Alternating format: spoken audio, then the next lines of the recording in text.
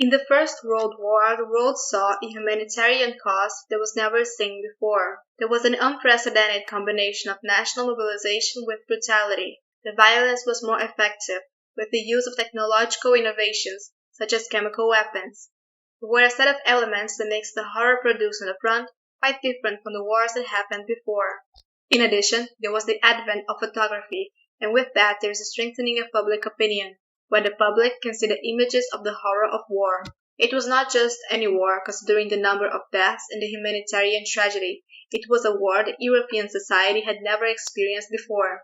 Within this, there was a need at the time to create a response to what happened. The creation of the League of Nations is relevant for two main reasons. First, because the League talks about how to bring back the type of civilization that existed before the war. Second, the League would try to create an institution with diplomatic arrangements guided by the collective security thesis. This institution aimed at making war illegal, something uncommon at the time. The collective security thesis says that when coordinating the different states, we would make them commit to understanding that aggression against one state would be an aggression against the other members of the League automatically. So if you are an aggressive power, you may think you are strong enough to wage war against another country, but this may not be ideal since you will know that you would have to wage war against another set of countries as well. So what differs the League of Nations from the point of view of the institution and the previous diplomatic arrangements in Europe? It is the idea of collective security, the idea of legally establishing that aggression against one force is an aggression against all other forces. The ambition is that by building and reinforcing this structure legally, a mechanism is created to prevent a new war of the proportions of World War I from being repeated. If the main forces succeed in submitting to this, it is a resource of high deterrent power. The problem with this whole arrangement is that the scenario between the First World War and the Second did not allow us to reinforce this principle, and there was a crisis. So with the Second World War, we see the creation of an even more costly war from a humanitarian perspective. Before the failure of the League of Nations, the first major debate in international relations arises. They are two very antagonistic theories, the classic liberalism and classic realism. Liberalism is based on the idea of the individual's freedom. We need to understand the order's foundations, what makes it different from the West, what caused the order to break, and how to restore it. So how can we govern a society characterized by people who have different interests? Those different interests can be potentially conflicting. Therefore, it is necessary to analyze which is the legitimate instance for the administration of these conflicts, and what is the limit of the authority. In the book, Wealth of Nations, Adam Smith establishes a fundamental relationship between freedom and prosperity. For Smith, we should not control the actions of individuals and there should be greater freedom for production. The individuals will fail, reorganize, and adjust to the capacities that each one has.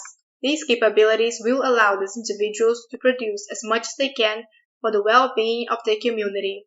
Thus, the result will be the maximum of collective prosperity. This thesis relates maximum individual freedom to maximum collective prosperity. Liberalism seeks to apply this to international relations. It is the idea that you overcome the dilemma of collective action by creating institutions that preserve the freedom of the individual. There is a philosophical understanding based on Kant that the individual has little interest in war as a phenomenon.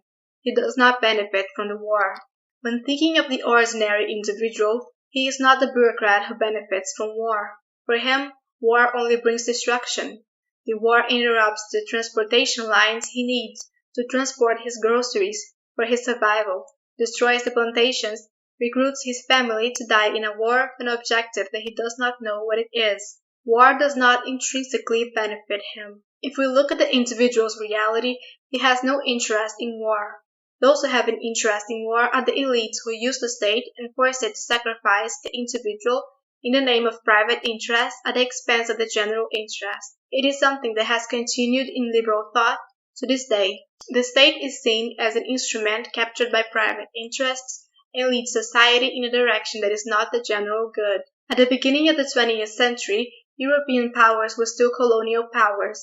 At the end of the 19th century, there was the height of European colonialism and hostilities between European colonial powers. They benefited from the fact that they entered the Industrial Revolution early, and with their economic power, They created banking structures that would finance state structures. This connection between the major industries of the banking system and the debts of the state creates a great power of influence of these private instances on the functioning and politics of the state. These corporations with an interest in the transnationalization of industry activities can use the state so that it moves towards war, so that it can open markets, free slaves, and internationalize capital. Thus, war serves the political agenda and economic needs of these groups. It is not necessarily linked to the general interest of society. Furthermore, it is necessary to understand what are the instruments that needs to be used to prevent a war like World War I from happening again. Thus, the different liberal authors will converge around three responses. International law, where we see the idea that there should be a legal framework that prohibits war on principle and creates collective security arrangements. International trade, where interdependence is created. It creates an incentive for you to solve your problems with other states peacefully, without leaving you without supplies that are essential for your survival. In this, commercial interdependence generates incentives for the peaceful resolution of disputes and incentives against the increase in aggressive attitudes on the part of states. And public opinion. This aspect is related to the Kantian principle that men are equal and want the same things. The common man, who represents the general will, does not benefit from violence. Thus, the civil society should have vehicles of communication transparent enough for this individual to pressure the state bureaucracy to prevent it from taking an action that is not in its interest. Public opinion says that there must be transparency in the actions of the state. Based on transparency, it will be difficult for the state to override the interests of the individual and to be captured by private interests, and to wage war in sacrifice to the interests of society as a whole. That's all. Thanks for watching.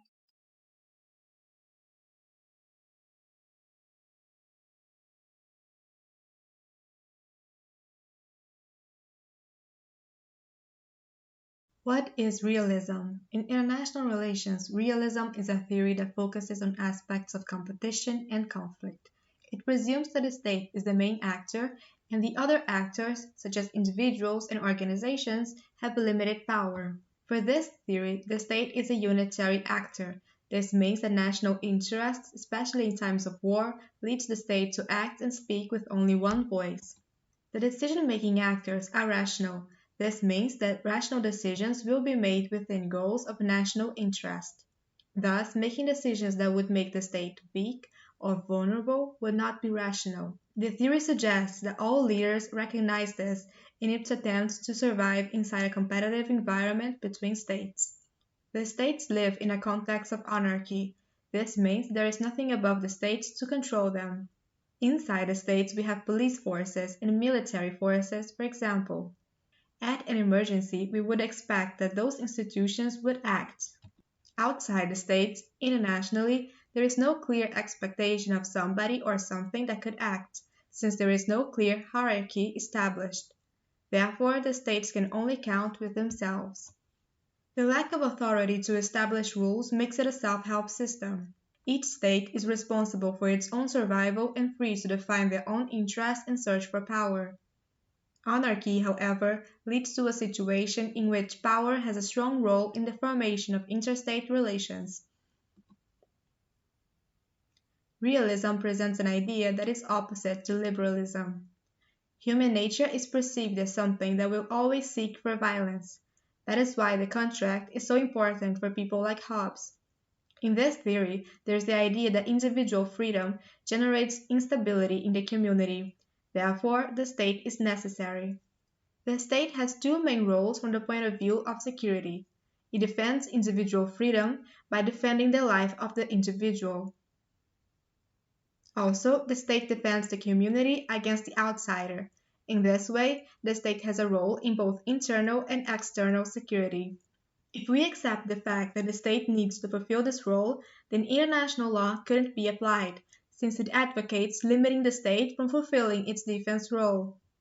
It is not possible to count on other nations to guarantee your interest. Thus, it is necessary to use the prerogative to go to war. For the realist, this reflection has 2 points. First, the freedom of the individual cannot be seen as the ultimate foundation for the stability of that society. This freedom, due to the selfish nature of man, creates instability. Therefore, we need a state. And second, the realist refuses to think of the individual as if everyone were the same and wanted the same things. For him, what gives meaning to the individual's life is his experience within the community. He needs culture in a nation. His life has no meaning in itself. The nation is seen as a cultural instrument that different communities built to evolve as a civilization. This element is inseparable from the constitution of the individual. Judging the individual without analyzing his culture doesn't make sense. The individual thrives only within the cultural context in which he is inserted. The individual needs the nation to develop its culture and identity. The nation needs the state to protect the individual from others. In this way, for the realist, who assumes that the individual needs the nation and the nation needs the state, it is seen as meaningless to create a legal instrument that seeks to prevent war. For them, it is the nation that needs to be defended. Thus, international law is an obstacle, since it limits the nation. Realists want to fix the problem of order. To preserve the order, it is important that the structures are not the new ones based on international law. They understand that the previous diplomatic structures they used to guarantee the stability of the European international system from 1815 to 1914 must be rescued. So how the European order was maintained stable for 100 years? It happened through three fundamental principles: anarchy, sovereignty, and balance of power. The international system is anarchic. This means that international law, as it is idealized in the League of Nations, has no place, since it creates instability.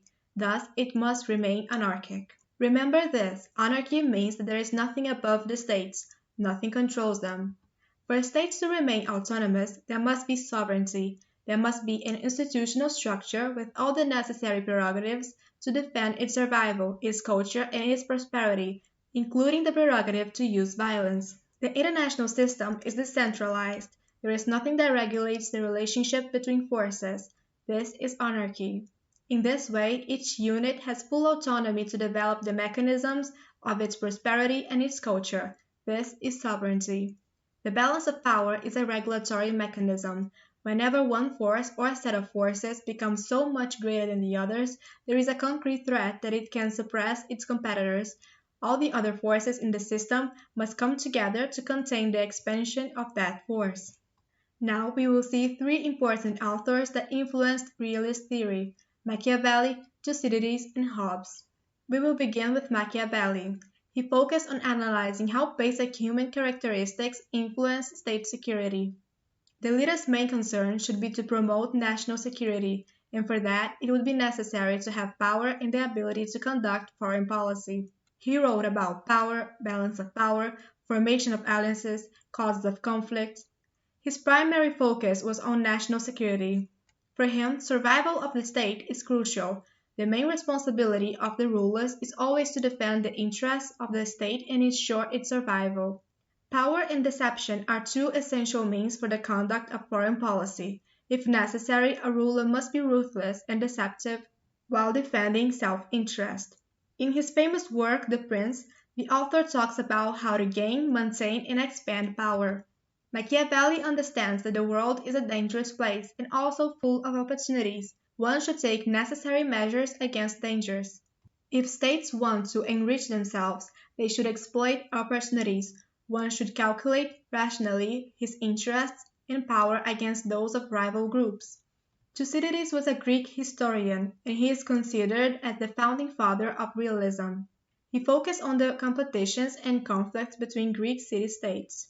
He looked at politics and how it relates to moral issues, questioned how relations between states, in which power is crucial, can be guided through the norms of justice. In the history of the Peloponnesian War, he describes the armed conflict between Athenians and Spartans. Through this description, it is possible to observe realistic characteristics. He observed the nature of war and why it continually recurs. For him, the past was the guide for the future.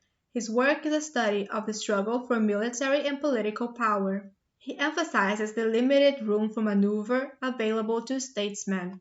So why did war occur between Athens and Sparta? For him, the reason was the fear associated with a shift in the balance of power. Although fear may lead to war, it is power and capabilities relative to others that determine the outcome. Sparta was afraid of losing its preeminent role in the Hellenic world, thus took countermeasures to build up its military strength. This is the balance of power mentality. When leaders perceive the balance of power is shifting to their disfavor, they try to change the situation due to suspicion, fear, distrust they feel for their rivals. The Peloponnesian War reshaped the ancient Greek world. Athens, the strongest city-state in Greece prior to the war's beginning, lost its power, while Sparta became the leading power of Greece. Hobbes' theories about the state of nature and the social contract are important for understanding how society is structured, what motivates actions, and their consequences from a political perspective. He had a pessimistic view of human nature. He emphasizes the necessity of having a powerful, centralized political authority. For him, human beings lived in a condition of war of everyone against everyone. He tried to show that in order to escape from this situation, he suggested placing all power to a sovereign state, or leviathan, a state authority or a supreme ruler, that would maintain order. Thus, it is clear that the Hobbesian state of nature is pessimistic, in which a perverse attitude is expected from the human being in the absence of an authority. Such selfish actions would lead to a state of war and mutual distrust. Therefore, a social contract that establishes order in society is essential, where conflicts of interest can be resolved in order to guarantee the safety of the population.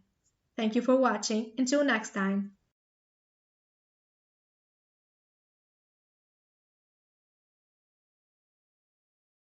In this video, we will see two important authors for realist theory in international relations, Carr and Morgenthau. In the 20th century, there is a relevant difference that must be noted. The academia begins to reflect about war. Topics about diplomacy and war were formerly discussed between diplomats and the military. When academia begins to participate, it creates a discussion over the necessity of producing scientific knowledge about international relations. At this moment, we had a different view of science. Carr thinks about science within a polarity between utopia and reality. He tries to show that it is not possible to intervene in society without building models on this reality. We develop mental patterns to understand the reality we interact with. For Carr, it is essential that reality should come first. The function of a set of principles and values is to be functional within a reality that they can fit. In this, order fulfills its role when it adjusts to the properties it had previously observed. This ceases to happen due to the transformations of the beginning of the 20th century. In the 19th century, there was a British hegemony and a strong influence of liberal thought.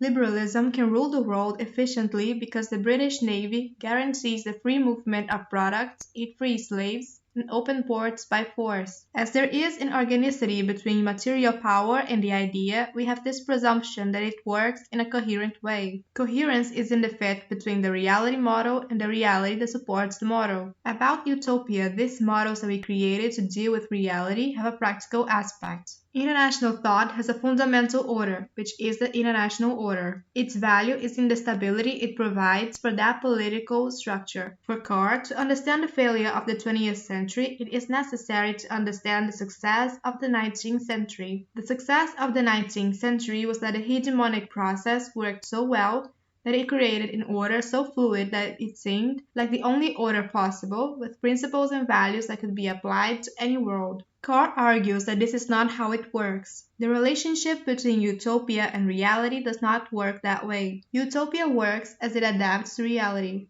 When order and principles accommodate a given reality, we create stability in the system with a degree of diversity. Stability provides the possibility for prosperity. The prosperity of the 19th century is the product of a power juncture. This utopia needs this reality to function. Carr seeks to show that reality has changed and that utopia no longer fits. There is no alternative utopia at that moment to stabilize the system. This is the tragedy of the 20th century. The international system is unable to think of a power project that gives legitimacy to a new international situation, and the only alternative utopia at that time was a socialist one. The material condition of the world has changed. and there is an inability of those responsible for decision-making to think of a new set of principles that suit this new reality. This is important because Carr is misunderstood. Some interpret it as if he criticizes the concept of utopia, but that is not what he is telling you, because there is no stability without utopia. We need order. The problem is not utopia, but rather using a utopia that does not fit the 20th century. States are broken and cannot structure themselves.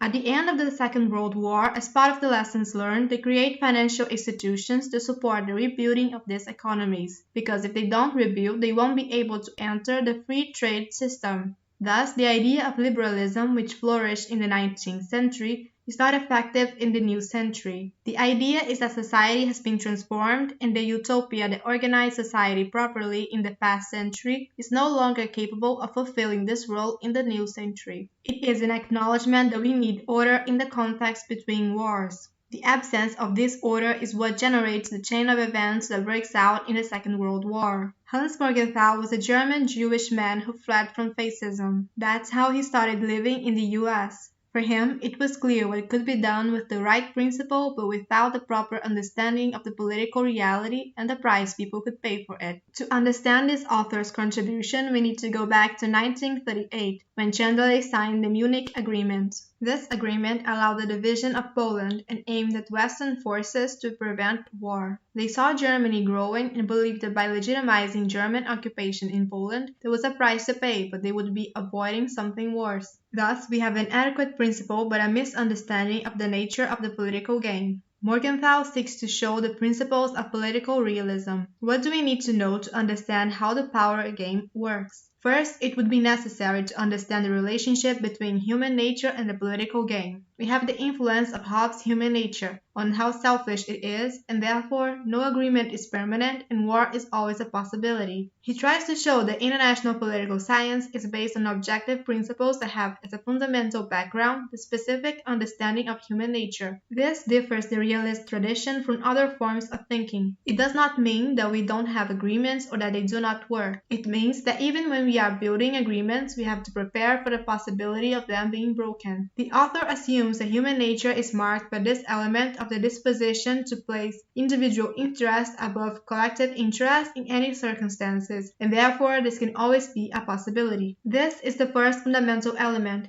The idea that human nature is selfish, and because it is selfish, war must always be considered a possibility. From the statesman's point of view, the most irresponsible thing you can do is not to be prepared for the possibility of war. The second principle of political realism is the idea of interest defined in terms of power. Like Carr, he seeks to systematize academic knowledge of international politics. He wants to translate international politics into basic principles and systematize their reflection. For him, for international political science to be an area of study, we must work with the idea that each sphere of the social world has its own rationality. We need to understand the rationality of politics in order to develop a reflection of international politics. Every economic decision can be evaluated in terms of its rationality. To understand decision-making, it is necessary to understand the political rationality behind the decision, however complex it may be. So, many important decisions have an economic, technical, and political rationality. We have the idea of human nature guiding our perception of the instability of any normative institutional arrangement, and the permanent presence of the possibility of war. We have to make decisions based on this premise. Even if we are in a stable world today, it may not be stable tomorrow.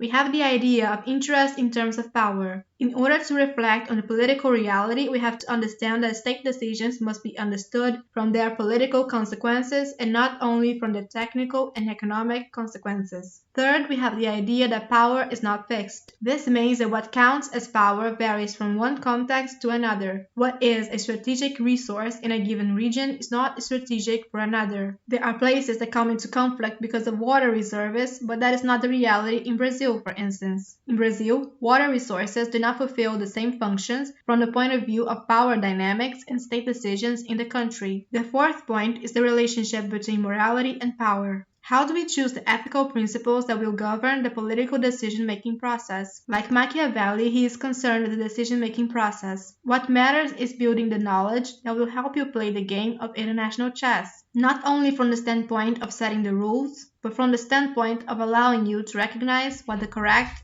and the wrong moves are. From the point of view of the relationship between morality and power, the morality of the private sphere is the morality of religion, of the family. It is the idea that I make choices from the point of view of my ethics. The way I conduct myself in the world, the consequences of the choices I make, it is I who suffer. As I am fundamentally the person who suffers the consequences of the choices I make, the principles that are the foundation of my decisions are based on the principles of individual ethics. The problem is when you are a statesman because the consequences of the decisions you make are imposed on everyone you represent. In this scenario, the ethics that work is not the ethics of conviction, but the ethics of responsibility that you have for those you represent. In this situation, the ethics of belief is not an adequate guide. The ethics of responsibility is the principle that guides the decision of a person who is in a position where the consequences of the choices you make are imposed not only on you, but also on more people. So, my responsibility should be what guides decision-making. As a statesman, he is committed to guiding his decision based on the ethics of collective responsibility versus the ethics of individual conviction. So, in this, we have this relationship between morality and power, which is the fourth principle.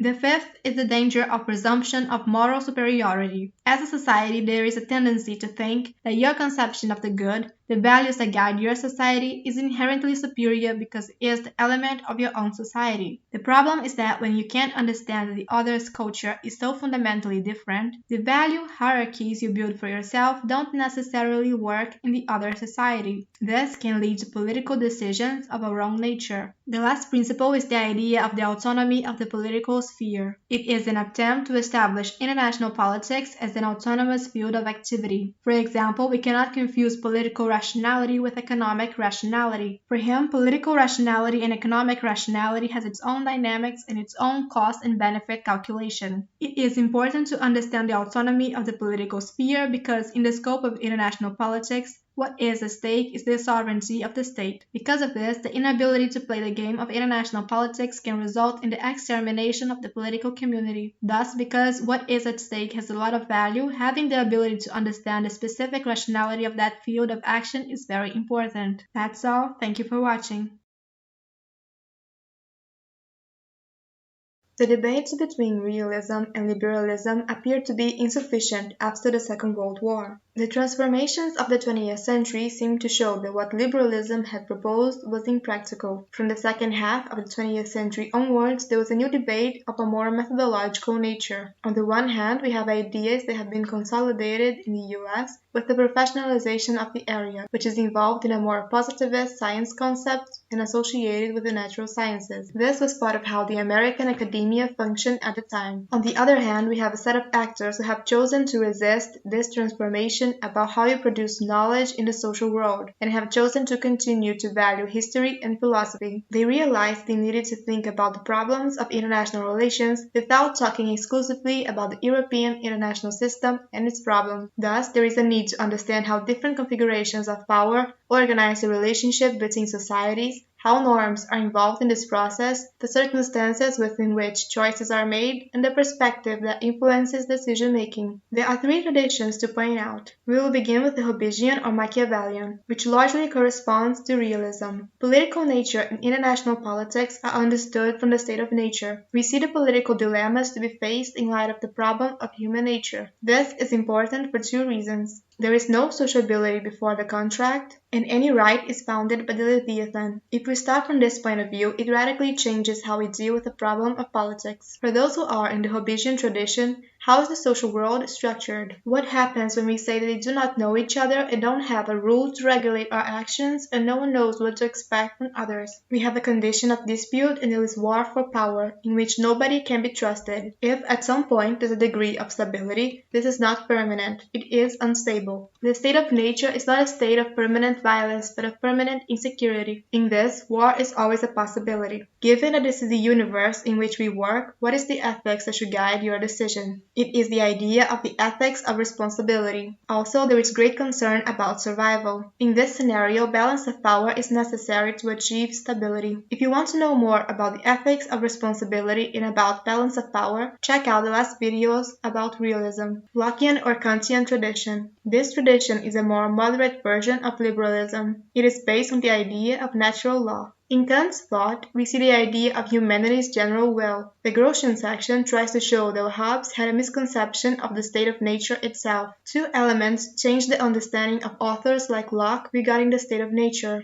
The first is on the issue of sociability. Instinctively, man knows that he cannot exist alone. He develops, evolves because of cooperation within communities. We have something transmitted within the thousands of years of human evolution that induces the subject to cooperation. It is the idea that even without established rules, it does not make sense to think that people will fundamentally seek violence against each other. Man is social and seeks structures of cooperation to improve survival. This sociability inherent to human nature means that what happens in the context of the pre-social world is not exactly what Hobbes saw. Second, we have the idea that even though we do not have a right founded by the state, this does not mean that we don't have a natural right. Natural law is this understanding of something that is the prerogative of the individual, inseparable from him. Regardless of whether you have socialized or not, certain things imply someone's right. In Lockean reflection, even in the context without pre-established coexistence rules, the person who kills someone, for example, knows that he is violating another person's right. This happens even without something agreed between them. This is something prior to social construction. It is a notion of law that does not depend on the state to elaborate that right constitutionally and put it in writing. For Locke, this is self-evident. For this type of liberalism, we have three orders of law that predate sociability. The right to life, to freedom, and to property. You cannot kill someone without knowing that you are violating that person's rights. This is important for two reasons. First, because it inaugurates an idea that did not exist in Hobbes. It inaugurates the idea that there was law before the state. For Hobbes, because there is a state of absolute insecurity, there is nothing stable. So there is a concern about the war. Furthermore, that is why the state is so important to him. It is the state that guarantees the right to life, freedom, and property, and guarantees the conditions for its prosperity. For Hobbes, this is all born with the state. For Locke, these things are prior to any political structure that aims to protect them. You don't build the state to have the right. We generate it to protect the right we already had before. We have an ethics in which preserving a certain lifestyle is as important as preserving the physical and material integrity of the state. Thus, there is value in the investment in keeping commitments for the long term, even if in the short term it doesn't seem practical to do so. The continuity of that culture seems as relevant as the material integrity of the territory. So we have a new norm different from realism. This idea of spontaneous sociability generates the fact that at different times we make different agreements. There are different ethics that regulate the lives of these individuals, and the appropriate mechanisms to give stability to that configuration vary a lot from case to case. For the English school, there are different types of mechanisms to regulate the international system. Even war is an important instrument. You may need to wage war against someone to preserve your commitment to another force for some reason. We do not have a clear mechanism for stabilizing power. We have different mechanisms that, according to the circumstances of the situation, will prove to be the most adequate mechanism for the stabilization of power. Rousseau, Kant. It is another aspect of liberalism. We have a universal idea of humanity prior to sociability. It is an idea of humanity in common. Men are the same and want the same things. Even if political communities do not clearly recognize this, the nature of political conflict is fundamentally the conflict between the general will, this interest of humanity, and the particular interests of different groups. We have the point of view of moral universalism. It is always ethically superior to preserve the interests of humanity when it is in conflict with the interests of certain groups. The idea is that there is a conflict between the universal and the particular, and the universal is always ethically superior to the particular. The consequence of this is that you are always in the context of the possibility of revolt against the current political institution, a revolt against the state. Because of this conflict, for some authors, it is interpreted that this is a view on the problem of politics that will lead you in the direction of instability. Thus, we have different ideas. One is realism. It is focused on the idea that the Leviathan founded the state and the law at the same time. We have the idea of rationalism, which is based on the idea of natural law, in which sociability is something inherent to human beings. It leads to a spontaneous construction of commitments that will be the condition for the possibility of culture. This condition of possibility of culture generates the agreements, and preserving them will be a fundamental element to guide your decision. We have revolutionism, where the political conflict fundamentally materializes in the opposition between the general interest of humanity and the particular interest of different groups. The general interest of humanity is always ethically superior to the particular interest of groups. This makes the way you see the context of the political decision different. You are always part of a moral universalism, and this leads you to a condition of always mobilizing to confront the state's willingness to sacrifice the general interest in the name of private interests. So why learn this? To understand that as people are oriented by these different ways of seeing the problem of politics, they make decisions and society organizes around the consequences of these decisions. Therefore, we have different social configurations. Just as we have different social configurations at the national level, we also have different configurations at the level of the relationship between societies. Thus, we have three forms of configuration. International system. We have the international system, which is marked by the presence of interdependence. If what happens to one force does not change what happens to another, it is not an international system. It is the set of relations between countries that do not share a common culture, but are in a context of interdependence. This means that what happens to one country affects another. Even if they do not have friendly diplomatic relations, even if they don't share values, there is a great degree of interdependence. International society. We have an international society in which there is a rivalry, but it is regulated. There is a set of clear rules about how far rivalry can go. Therefore, there is a certain stability that allows the combination of practices, cooperation with practices of conflict. It is when a group of organizations have a common historical trajectory and diplomatic ties from previous centuries. We have diplomatic institutions and strong trade networks between countries and empires. Therefore, we have clear orders about what can be done between states. World society. We have the idea of world society, which is a fragile idea, and as far as the authors write, it was never realized in its entirety. But it is a valid principle to move society in a direction where the degree of integration with other societies is such that you are willing to build norms that regulate the relationship between individuals and not the relationship between states within that universe. It is a set of societies that share principles so clear that norms are created to regulate the interaction between the individuals of that society. We have the idea that certain societies can achieve such a high degree of integration that they begin to have strength and create movements that try to build norms aimed at individuals. So what are these three settings used for? The authors seek to show that the role of this concept is to understand reality in a dynamic way, because it will be useful in the analysis of the dynamics of a given society, and to be able to see how in that scenario certain groups seek to lead, for example, from a world society point of view, where certain groups are going to try to go in a different direction. If we look at the context of the 70s, we have a process of globalization of the international system of European states. The set of rules that organized European societies became the form of political and diplomatic organization across the globe. Before the Second World War, the law and diplomacy that regulated the relationship between US and Europe was different from the law and diplomacy that regulated the relationship between Europeans and the colonies. The colonies had a very different legal status, so we didn't have a global international system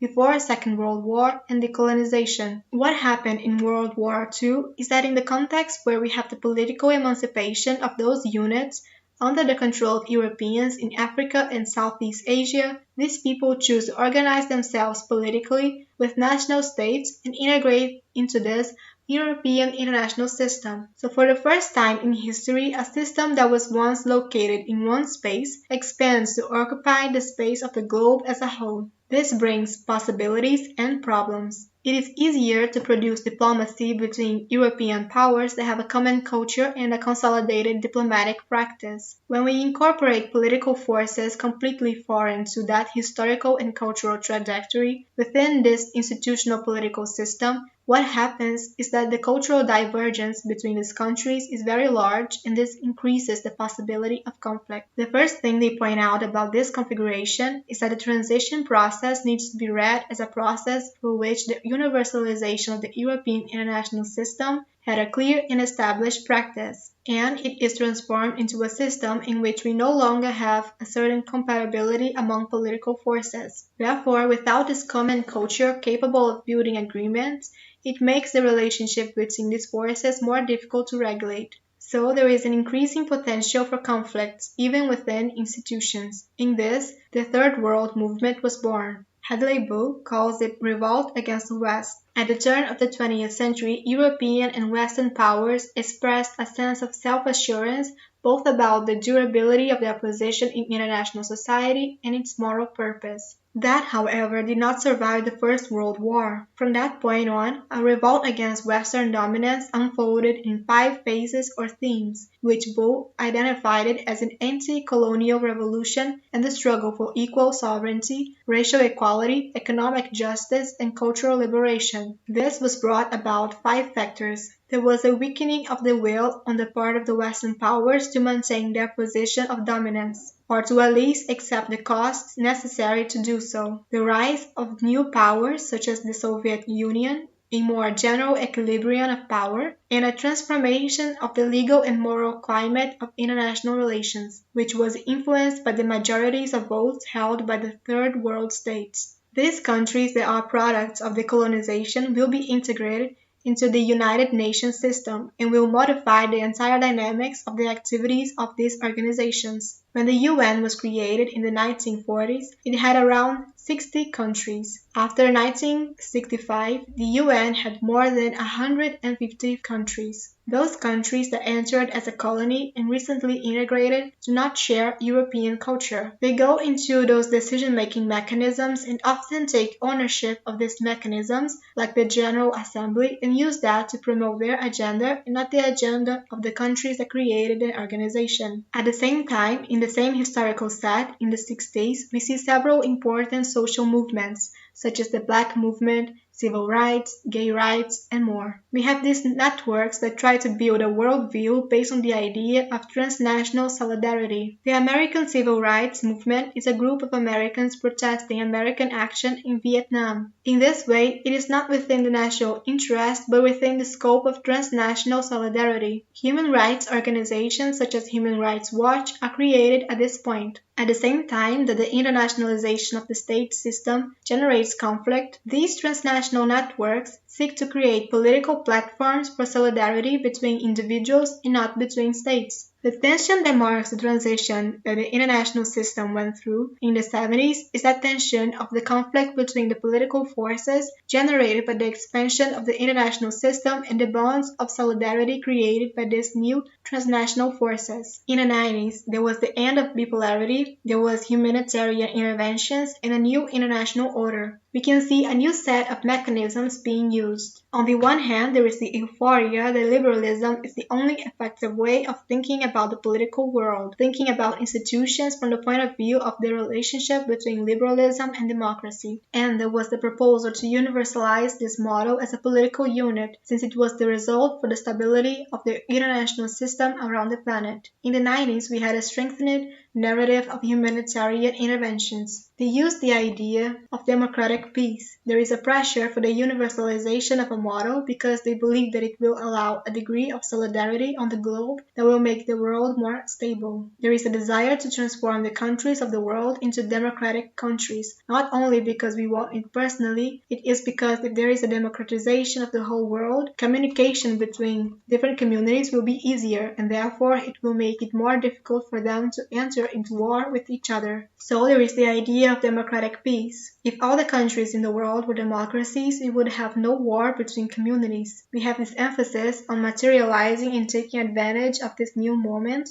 in the international order to materialize this idea of transnationalizing the international system through the supposed victory of liberal democracy. This process of expanding liberal democracy, democratic elections, human rights, economic freedom, and more is seen as a process that creates the possibility of stability in the system that benefits humanity as a whole and not a country in particular. On the other hand, as a way of resisting, we have a group of people who reinforce the idea of non-intervention and the right to be different. The international system can only work if the units in that system have some degree of decision-making autonomy. For that, we cannot impose your culture on them. Thus, we have two narratives that will lead to the reflection of the English school that mark the tension that opens with the transformations of the 90s. The 90s are marked by international solidarism. It is the idea of solidarity through democratic peace and humanitarian intervention. And we also have international pluralism, in which the stability of that system depends on the construction of mechanisms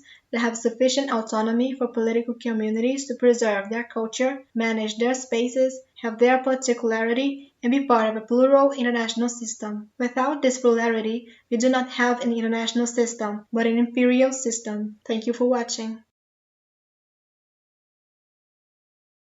In the last videos, we observed the context of the first debate and the post-First World War, in which the authors are not concerned with creating a theory of international relations. They are concerned with solving a concrete problem. They develop a reflection on the nature of power to recognize the shortcomings of responses that are being generated to deal with the political and humanitarian costs of the First World War. Within this scenario and the need to generate an answer to it, we had the first debate. The second debate is different. We already had a process of globalization of the international order. Before, the order was very focused on the structural situation of Europe. With decolonization, it began to change the policy that was previously treated as a colonial process. These newly emancipated forces will create an organized world through the same form of political organization, a nation-state. We have the English school, which deals with the problem of thinking about the international system in terms of different points of view of the particularity of the rules that govern their dynamics. In this, it is necessary to understand what kind of norms and values organize the dynamics of a system in order to understand what are the current practices in that system. For that, it is necessary to use history and philosophy. So it was similar to the previous ones, but it seeks to build concepts that apply to different parts of the globe. On the other hand, we have a different school. In contrast to the English school, which starts from the point of view of how to understand the particularity of the norms that organize the dynamics of a system, we have a theory that seeks to look at international relations as something generalizable. How do I produce a theory that can explain any system? How to produce such a broad and scientific theory that allows me to develop hypotheses to explain the behavior of the Middle Ages as well as the Cold War? So we have a problematic issue. The first problem to be solved in order to have science is that political science already exists. In order to have a theory of international politics, it needs to differentiate itself from the theory of political science. It is not a political theory applied to states. It must be a theory separate from the others. Here we have the concept of structuralism. It is a way of producing knowledge that is gaining ground in some social sciences and that is part of the debate called the debate between agent and structure. Here we have the following question. To what extent does the author's behavior explain how the system works, or does the logic of the system explain the choices that are available to the actors? Is it the system that explains how actors work, or are the actors explaining how the system works? For structuralism, it is the structure of the system, not just of the international system, but of any system, that explains why actors work the way they work, and not the other way around. So, for example, in Marxist theories from the 60s, capitalism is a structure. This means that the behavior of agents, the dilemmas and dynamics present, are explained by the constraints that the structure imposes on you. In a capitalist world, the very idea of thinking about the world we are in has to do with the dynamics of capitalism, where we have a class consciousness. We are only aware of the real dilemmas reality is involved in once we understand the class to which we belong. We don't choose to belong to the class. It's something given by the mechanism of the system. It's the way it works.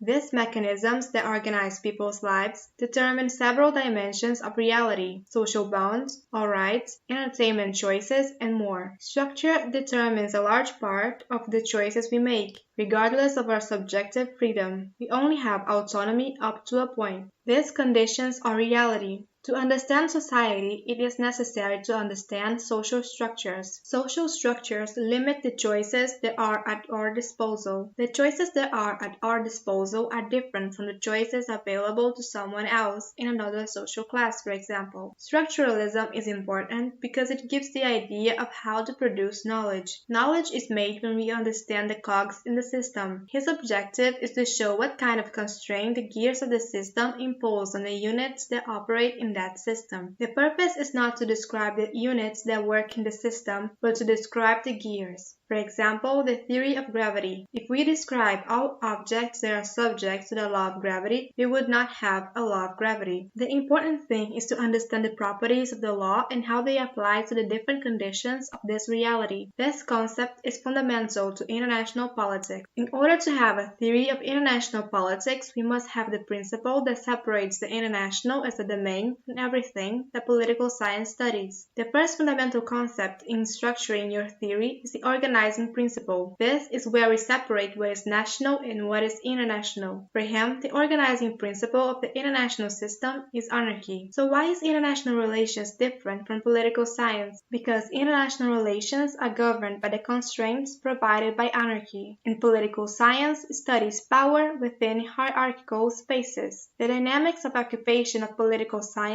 are hierarchical, in which the state distributes and regulates power, serving as the ultimate instance of conflict resolution. International relations are different because the international takes place in a space where this regulator does not exist. When we study the problem of power, we can only be between two types of space. Or we are in a space where we have an organizing principle of hierarchy capable of regulating conflicts between the different actors involved, or we are operating in a space where this regulator does not exist. That is why a theory of politics and a theory of international politics are needed. The objective of knowledge within this domain for Waltz is to understand how the structure that characterizes that domain imposes constraints on the units of that environment. Once we have anarchy, what are the implications for the units? How does anarchy work? Within the state, we have different organizations that struggle for power, whether it is within the state bureaucracy itself or within actors that are external to the state. These organizations struggle for power within a state that is hierarchical, in which there may be a division of labor between these units. For example, the Minister of Economy deals with economy. The Minister of Agriculture deals with agriculture.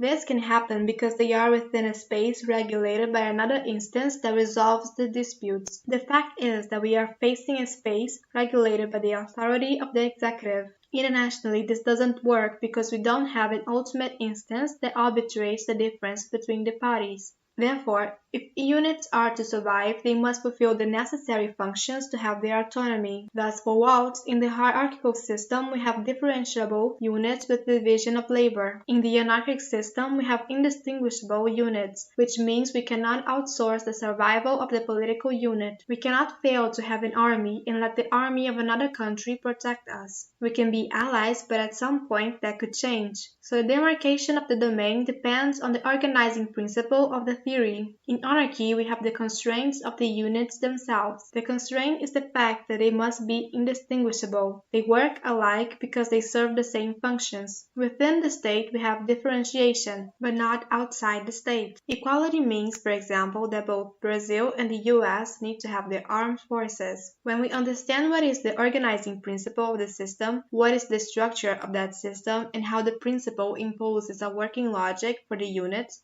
which are subject to that structure, we have the distribution of capacities as a result. The states are similar in the sense that they fulfill the same functions. They have bureaucracy, diplomacy, economy, and armies. All states generally fulfill these functions. It doesn't mean that they fulfill these roles equally, that they have the same strategy and capacity. We have states that are much more powerful than others. The question is, what happens to the systems subject to this characterization? What happens to the units that are not regulated by any higher authority and we don't have someone to arbitrate the differences between these units? These units are placed in an environment where they need to relate, need to establish cooperative relationships or conflicts. Here, a process of aggregation of power is created. We have the dynamic that the units start out equal, but with time we have aggregation of power in a deregulated competitive system, anarchy. From the process of interaction we will generate as a consequence the accumulation of power of a small set of units. The international system from older times or from the Cold War is likely to become a system in which few have power and the majority have none. Or we have a bipolar system with two great forces that divide power in spheres of influence, or a multipolar system with more than two actors that are responsible for the balance of the system. Why is bipolarity different from multipolarity? When we have two powers, it is very difficult to break the system. To reorganize the distribution of power, you will need something very significant, like a technological transformation.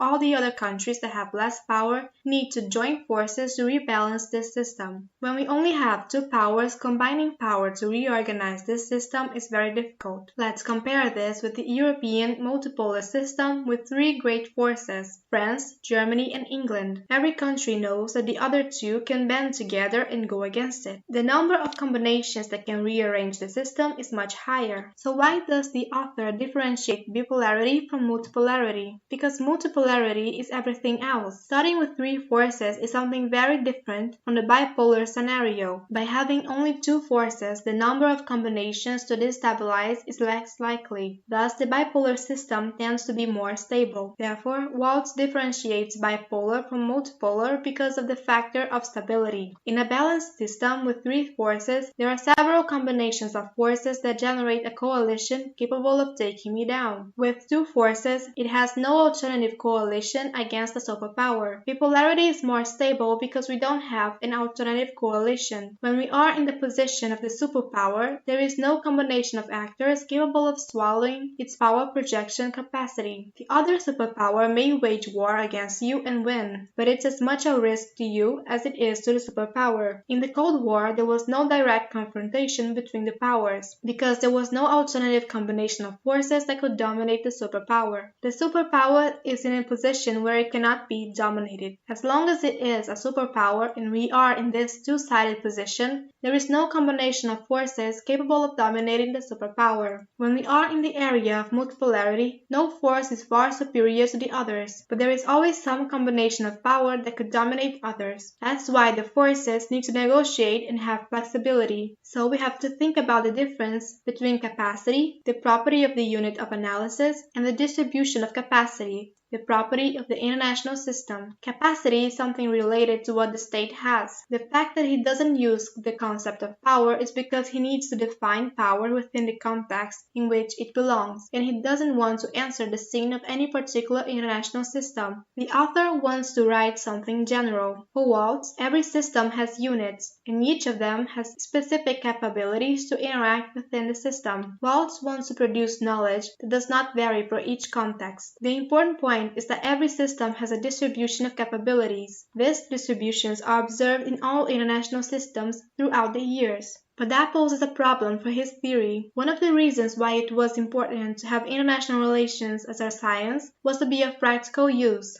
So it is interesting to look at Waltz's theory in light of its historical context. The book was written in 1989, in a very particular moment of the Cold War. It is a moment when all the variables that will start to destabilize the functioning of the Cold War begin to be inserted into the system. The 70s are marked by transformations, such as the oil crisis, the process of transnationalization of capital, and projection of power by multinational companies, for example. In that decade, the European Union gained a very decisive degree of strength from a bureaucratic point of view, of capabilities and of influencing the domestic policy of its countries. Mainly as a result of all the economic transformation undergone in the 70s, the end of the decade is the moment when they begin to think about the possibility of the decline of an American hegemony that emerged with the Second World War. Decision makers were concerned with how we deal with the uncertainty produced by these contemporary transformations. So what is this book's lesson? What does it say about the international system. The book believes that it makes no sense to give up bipolarity because of its stability. He writes about the stability of bipolarity in exactly the context where bipolarity is beginning to crack. The first fundamental issue is that he built a knowledge capable of marking the configurations of power, but he did not bother to develop an understanding of a dynamic international system. We don't have a theory of change in Walt's thinking. Based on this thought, we have the idea that there are two configurations, but it does not say under what circumstances a bipolarity can become a multipolarity or under what circumstances a multipolarity can become a bipolarity. It does not say how change takes place. It is not capable of dealing with the dynamic reality of the international system. So we have a first fundamental element of transformation. The other important element is the economic dynamics. When realism took over as a hegemonic force, economics did not play a prominent role. In the late 70s, the transnational element was of great importance. When we look internationally, it is relevant to understand the transnational aspect, such as political movements and organizations. All this is disregarded by Waltz. Another element is the role of the state. How to use Walt's theory to understand how states behave. Decision makers want an effective foreign policy, but Waltz is not proposing to do so. Hegemonic stability theory. Within realism, we have the idea that it is necessary to have an intellectual structure that talks about the economy, about institutions, looks at the state, and thinks about change. Thus, Gilpin brings the idea of hegemonic cycles to try to understand the dynamics of the international system at that time. What happens when we have a power distribution that emerges victorious, as for example the US after the Second World War? The first concern of a force like the US is to provide stability to that system. In a highly competitive international system, even if you are the most powerful country, if you don't pay the price for some stability, the constant conflict produced by competitiveness will end up eroding your power. In this way, it is necessary to build a hegemonic order. Who raises the order is the hegemon. It is the one that emerges stronger in the distribution of power. It is he who makes a kind of initial sacrifice. It bears the short-term costs of hegemony, of stabilizing order and building up institutions to reap the long-term benefits of stability. We have to think about a power circle and the role of all the elements that critics said were not considered in Walt's thinking. Every time this power is projected,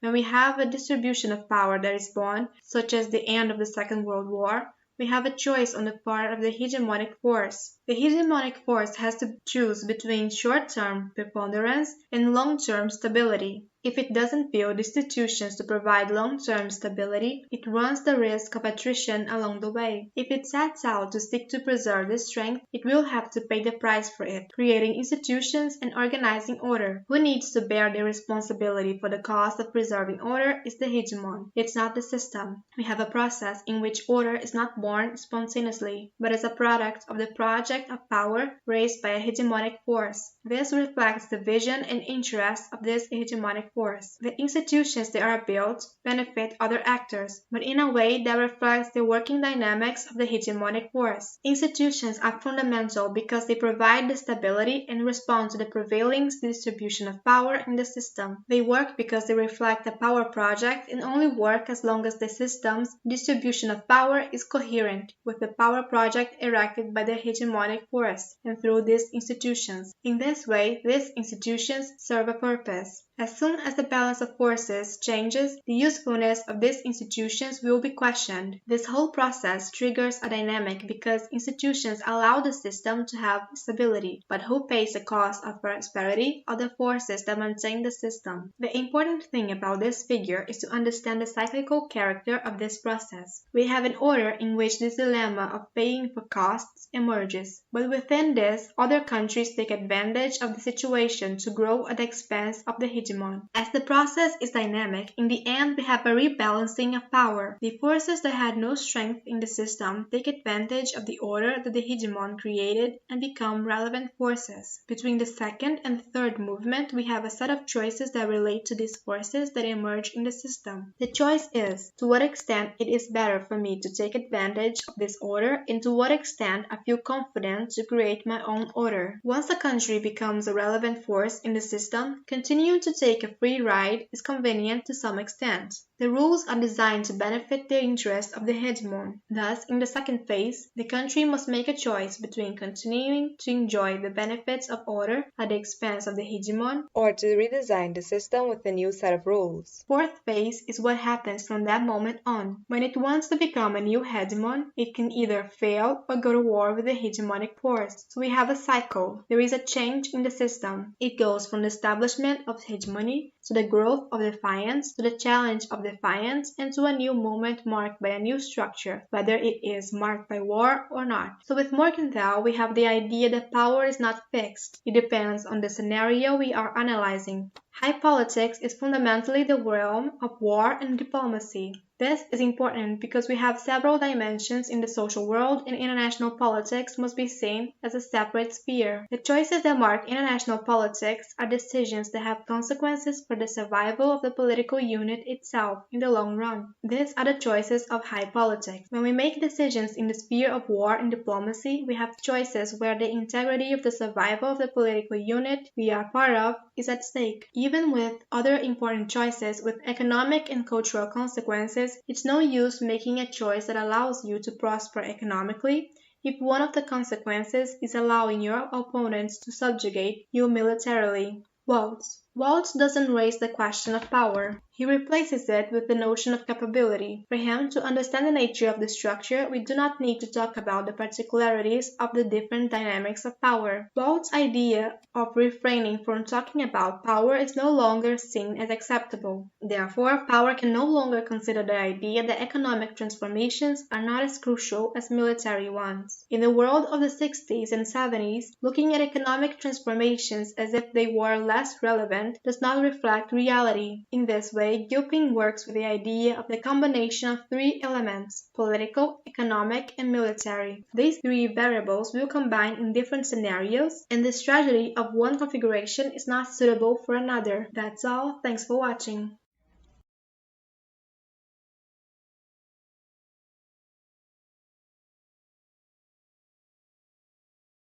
This is the inter-paradigm debate. It marks the end of the 70s and the beginning of the 80s. It is the debate between neo-realist theory, the neoliberal theory, and the neo-Marxist theory. In this, three authors of the philosophy of science stand out. We have the Polish Karl Popper, who focuses on the idea of falsification as what allows the defense of the scientific character of a given idea or a given field of action. Why is it important? Because the acquired information is not data, because the researcher may be starting from premises that someone may later find out to be wrong. So it is not about confirming certain information. It's about deconfirming certain information. This is much more important. Science is supported by the ability to produce an experiment in a clear and objective way that another person in another context is able to repeat the hypothesis that the author enunciated and reproduce the conditions of that experiment and find another answer. Once we have a different answer, science has really discovered something.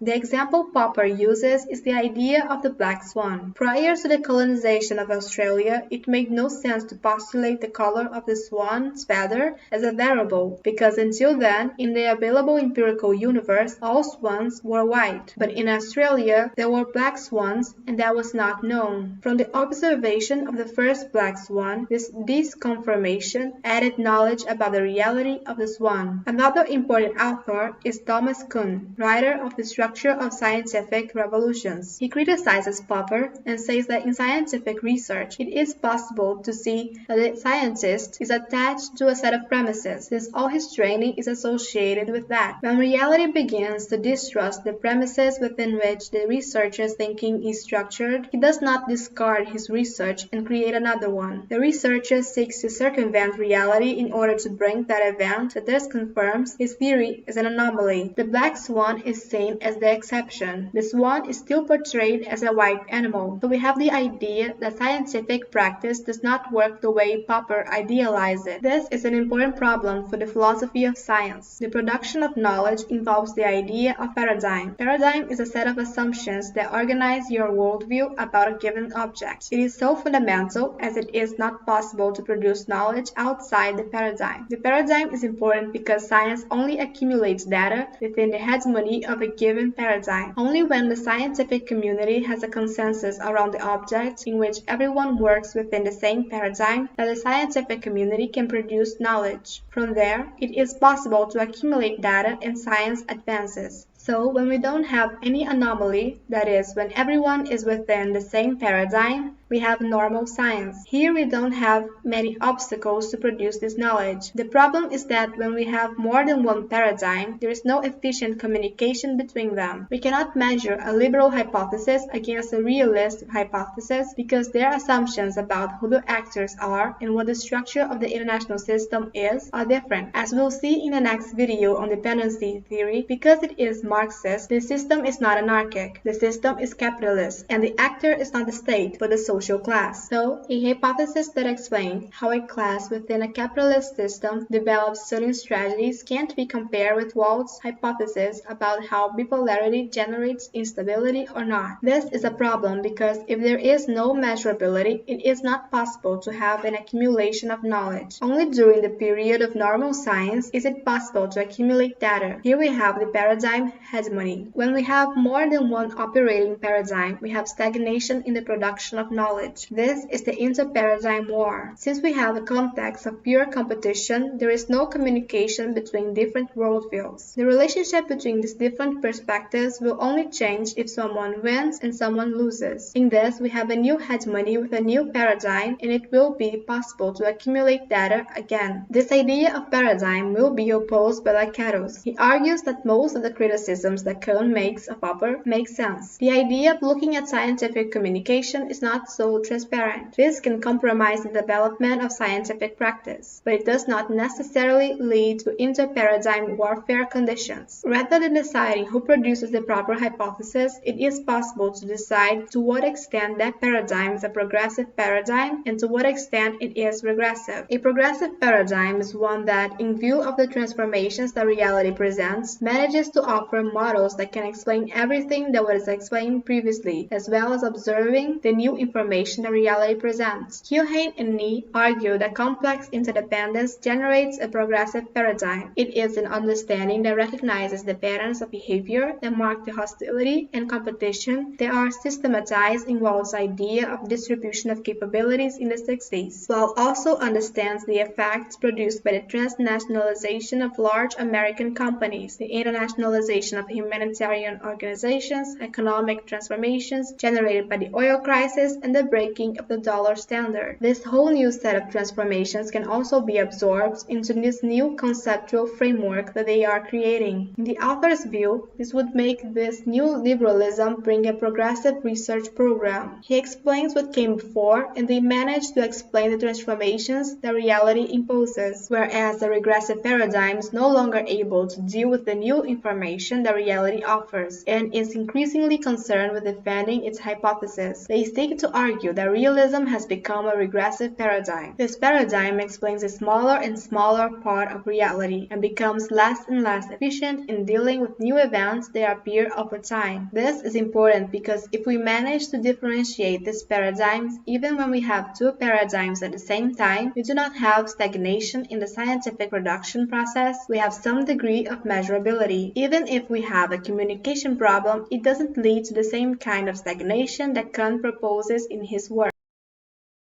Throughout the 80s, considering that there is still a divergence and fragmentation which does not produce a single science model in which everyone can rely, they began to build a kind of approximation. Realists are beginning to adapt their analysis model a little in order to incorporate the fundamental elements of liberal thought. Liberals will also begin to modify their thinking a bit to add some ideas that are very important for the starting point of realistic thinking. Liberals make the biggest concessions. They give up a little of the idea of complex interdependence and begin to accept two fundamental premises of realist thought: the idea of anarchy as a priority structure, since the context in which international relations operate is the context marked by anarchy. We have cooperation and different actors, but the main one is the state. The state is not the only actor, but it is more important than the other actors. Thus, they come to have the same view on the system and on the unit, and it is possible to build hypotheses that can be measured against influence each other. The fundamental concession the realists make is that they believe this structural narrative about having only one pattern of functioning that repeats itself over time. Moreover, the objective of knowledge is not to know this structure, but to explain the behavior of the units. Both realists and liberals will carry out a new joint research program where they have different hypotheses but seek to explain the same. How do the basic units, the state, make choices in a context of anarchy? What stimulates these choices and what strategies emerge from this interaction in this space marked by anarchy? So these thoughts are not the same, but they are close. The structure and the basic unit are the same. The difference is in understanding how that unit makes choices within that framework. Here, the main difference between realist and liberal approaches is the distinction between absolute and relative gains. Considering that the objective of knowledge becomes to understand how the laws that govern the functioning of the international concretely impact the functioning of certain states, realists propose hypotheses in which states' strategies are supported by relative gains. This means that the state makes choices about whether or not it will cooperate based on if others will earn more or less. For example, I enter a cooperative structure, such as the European Union, and gain something and have a perspective of sustainable growth. The implication, I observe, is that the forces involved in that agreement earn more than I do, and they tend to benefit more systematically than I do, and can use it to embarrass me and use it against me. If I think that way, I would tend to be resistant to cooperation unless I am the privileged actor. Liberals understand that states make many of their choices in terms of absolute gains. They tend to look at how much they will earn tomorrow compared to what they have today, rather than what they will earn compared to what the other will earn. This understanding of gain guides my decision internationally. How do actors act strategically? From game theory, we have the idea that an action can depend on the action of others. Applied to international relations, there is no point in developing a theory of strategic action based on just one actor. It needs to observe how actors coordinate expectations and make choices based on them. Here we have a reflection on the prisoner's dilemma. The thought experiment goes as such. Two criminals are in separate cells, unable to communicate. The police do not have enough evidence to sentence both without further evidence. The police offered the prisoners a deal. They can accuse each other of the crime with the following conditions. If both prisoners say the other did it, each will serve 2 years in prison. If one says the other did it and the other stays silent, the prisoner will serve 3 years and the accuser 0. If both prisoners stay silent, each will serve 1 year in prison. In game theory, altruistic behavior, staying silent, is called cooperating, while accusing the other is called defecting. What should they do? If they were able to communicate and they trusted each other, the rational choice is to stay silent. That way, each serves less time in prison than they would otherwise. But how could each know the other won't accuse them? After all, people tend to act out of self-interest. The cost of being the one to stay silent is too high. The expected outcome when the game is played is that both accuse the other and serve 2 years. So why is this dilemma important? It allows us to realize that what conditions behavior is the expectation of the behavior of others. Game theory helps us to understand the problem of anarchy in a different way. Anarchy is no longer a reflection on the state of nature and on the possibility of violence. Anarchy becomes a configuration that produces uncertainty about the behavior of the other. It increases the degree of uncertainty about the possibility of cooperation between actors. For the liberal, we have a fundamental contribution to how we think about the problem of international institutions. How does the realist see the problem of institutions? It's not that institutions don't exist. They exist and are important. They have autonomy and are part of a power project. NATO, for example, only makes sense within the bipolar logic of the Cold War and within the need to stop the Soviet advance. Without this configuration, creating NATO would not make sense from the point of view of the effort made in cooperation between countries. For example, we have a cost that makes sense within the power project to which they are submitted, but outside of the dynamic of this project, this type of cooperation would not be so successful. For the liberal, what is the use of this institution? It serves to produce mechanisms and processes that allow these same actors to circumvent this uncertainty structurally produced by anarchy. If the structure is useful, if it facilitates communication between actors, create efficient cooperation channels, and creates norms that help certain spaces to cooperate in inform integrated policies, this institution persists even if the configuration of power that made it possible changes at some point. If we don't have that, if the institution only works because it is supported by the power of the hegemonic force and its interests, from the moment the hegemonic force shifts, this institution tends to fail. This is important because it proposes an alternative to how you think about the way the institution works, as well as a very big shift from letting go of the kind of narrative produced by normative political liberalism in the early 20th century. That's all. Thanks for watching.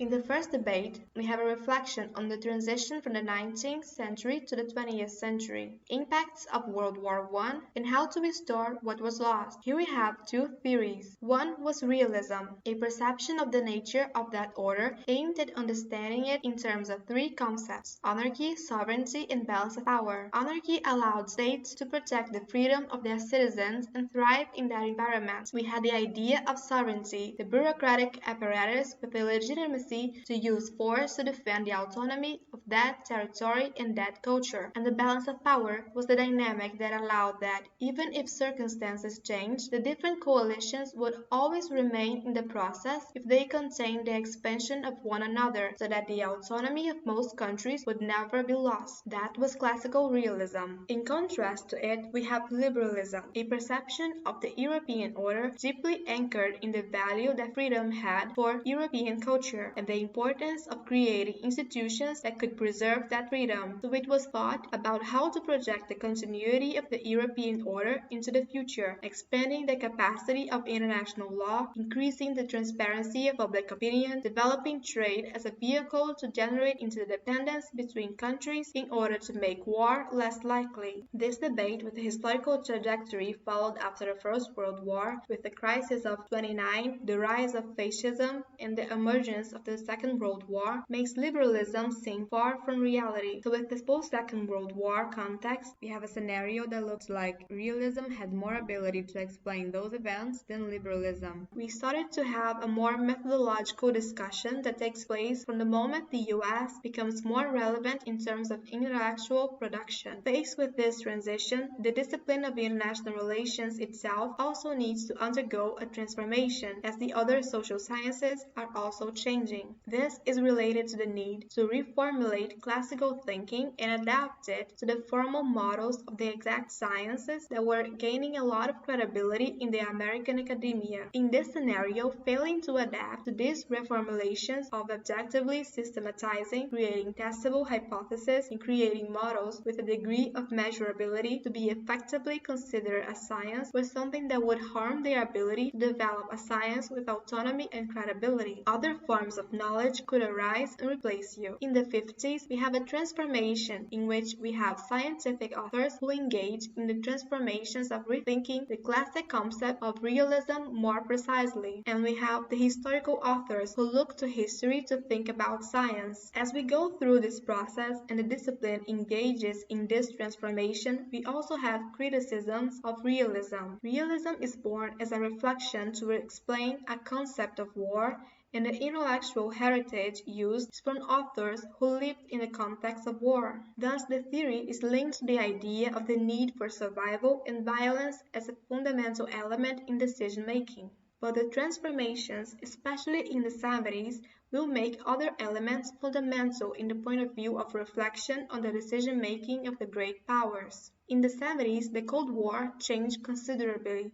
The variables that need to be managed by these countries and the problems experienced by them become more oriented towards the economic order. The American economy is slowing down as a result of actions to build institutions with the objective of reforming a large part of the international system. This is beginning to have an impact on the American economy and a resentment on the part of American society, since the US is paying the cost of that process. In this, the Nixon government devalued the currency for the first time since World War II. This devaluation is very symptomatic because the monetary system of the international system was anchored in that currency. Once the American currency, which was the anchor of the entire international system, loses stability, a whole set of problems becomes possible from that moment on. Certain situations were caused by this transition in which the dollar's ability to operate as an anchor of the international financial system was lost. Another set of transformations is related to the oil crisis because this generated a large amount of money lent to third world countries, which generated a debt crisis in the 80s. The point to be highlighted is that the fundamental concerns of the management of the international system by the powers changed radically from that moment on. Realism has no answers to these changes. It does not provide theories to help the decision maker recognize what kind of action should be taken. Thus, we have other alternatives to realism, which focus on economic issues and the consequences of economic issues for the future of the international system. We started to have a debate between three distinct paradigms: neo-realism, neoliberalism, and neo-Marxism. In this third debate, the reflection on the international system is projected in three different directions. Neo-realist talks about the relationship between institutions and hegemony, in which institutions function as part of a power project. Once the power project falls apart, the institution loses its importance.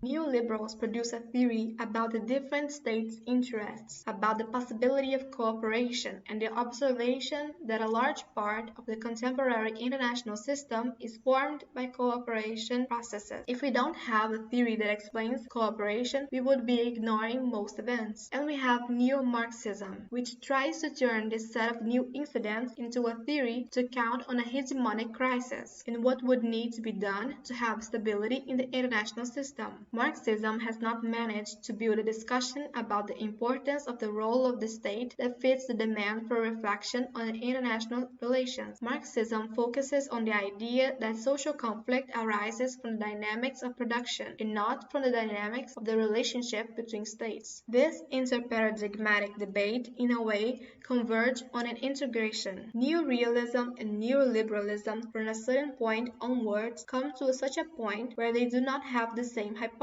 but they manage to become almost the same. Liberalism incorporates the two main concepts of the realist tradition, a predominance of anarchy and the state as a central actor. Realism accepts the idea that we cannot necessarily assume that the only kind of gain the state seeks in the system is survival. States have different types of preferences. Thus, we have a new intellectual consensus about what the nature of the object is and how it should be studied. That consensus is rationalism. Within rationalism, the only object of research properly is to generate hypotheses about which gains are predominant in the strategy of a given state, if at any time the state is more sensitive to relative gains or absolute gain. When it is more focused on absolute gains, we are more likely to have cooperation. When a state is more sensitive to relative gains, it is more difficult to generate guarantees that enable it to have cooperation, since the state will be more concerned with what the others are earning. In the 90s, we had a vast set of transformations, not only focused on reflection on hegemony, but also reflections focused on the extent to which the thoughts that have been funneling helps us to understand the types of challenges and rules that the international system needs to go through in order to have stability, something radically different from what these theories are prepared to explain. In the 90s, violence increased in the international system, but interstate violence diminishes. Those theories were not prepared to explain this. It is necessary to think about the sources and consequences of this violence in a different way from international relations theories, because these theories thought about state decision-making. Here, the victim of this violence is not necessarily the state. The transition that the international system is going through generates a set of contradictions that traditional international relations theories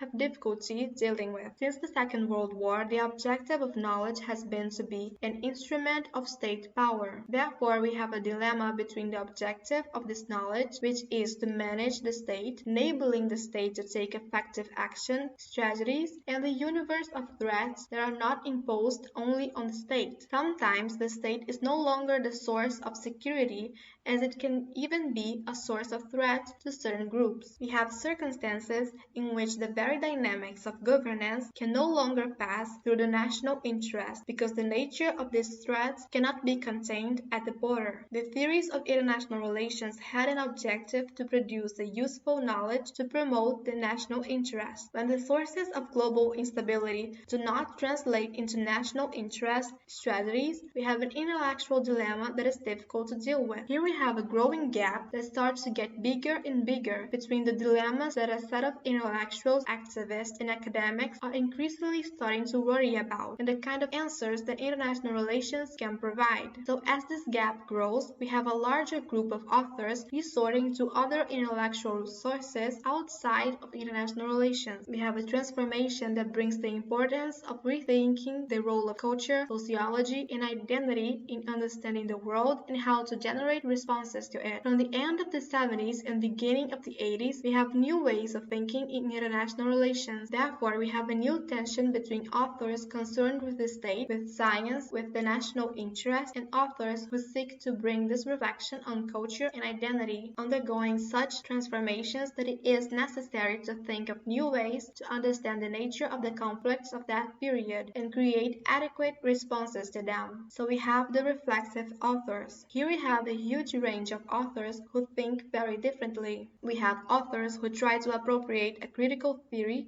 supported by the contributions of the Frankfurt School. We have the introduction of a reflection based on feminism. We have post-colonial authors and more. These authors will try to build an opposition between rigor and relevance. The world changed very profoundly after the 90s, mainly because the nature of violence changed. Thus, the mechanisms needed to manage violence also needed to change. So either we remain with a type of theory created and constructed to think about the problem of the state, which would be adequate if the violence of the international system remained as violence produced by states against states, or we adapt to a universe of transformations where violence has increased but violence between states has decreased. Therefore, we have to understand what this new violence is, what impacts it can have, and how to manage the consequences of its production and reproduction. Thank you for watching.